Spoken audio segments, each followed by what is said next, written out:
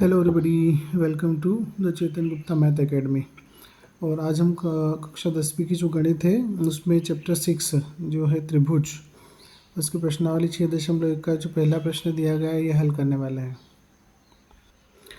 देखिए क्या लिखा है प्रश्न में।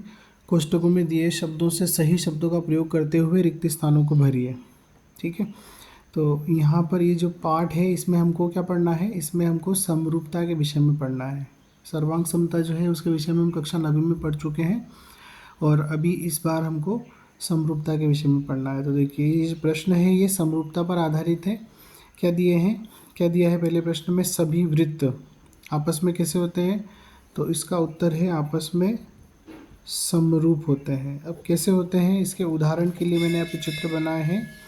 देखिए ये 3 मैंने वृत्त बनाए हैं, तीनों की त्रिज्याएं क्या है, अलग अलग है। ठीक है, ये सबसे छोटा है, ये उससे बड़ा है, ये उससे बड़ा है।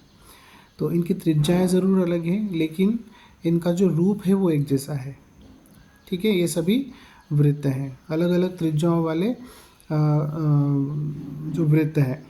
ठीक है, तो ये जो है ये बताता है कि ये क्या है, समरूप है। और समरूप होने के लिए क्या होता है, जो भुजाएं होती है उनको क्या होना चाहिए, अनुपातिक होना चाहिए एक दूसरे के साथ में। ठीक है, तो इसकी और इसकी जो भुजाएं हैं, भुजा का मतलब यहाँ पे त्रिज्या से है, इनकी जो त्रिज्याएं हैं वो आपस में कैसी है, अनुपातिक है। ऐसे ही इनकी त्रिज्याएं जो है वो आपस में क्या है, अनुपातिक है।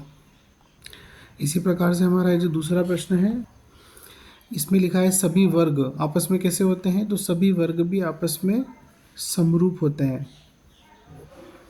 ठीक है, अब इसके लिए भी मैंने एक चित्र बनाया हुआ है यहाँ पर। देखिए ये 2 वर्ग बनाए गए हैं और दोनों की भुजाएं जो अलग अलग हैं। ठीक है, और इसकी भुजा 2.5 सेंटीमीटर की है और इसकी जो भुजा है वो 4.5 सेंटीमीटर की है। ठीक है, तो जो भुजाएं हैं इन दोनों की वो भी कैसी है, अनुपातिक है।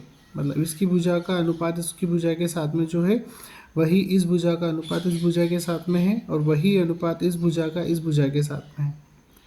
ठीक है, तो इस प्रकार से जो भुजाएं हैं वो अनुपातिक हैं यहाँ पर, इसीलिए वर्ग जो होते हैं आपस में कैसे होते हैं, समरूप होते हैं।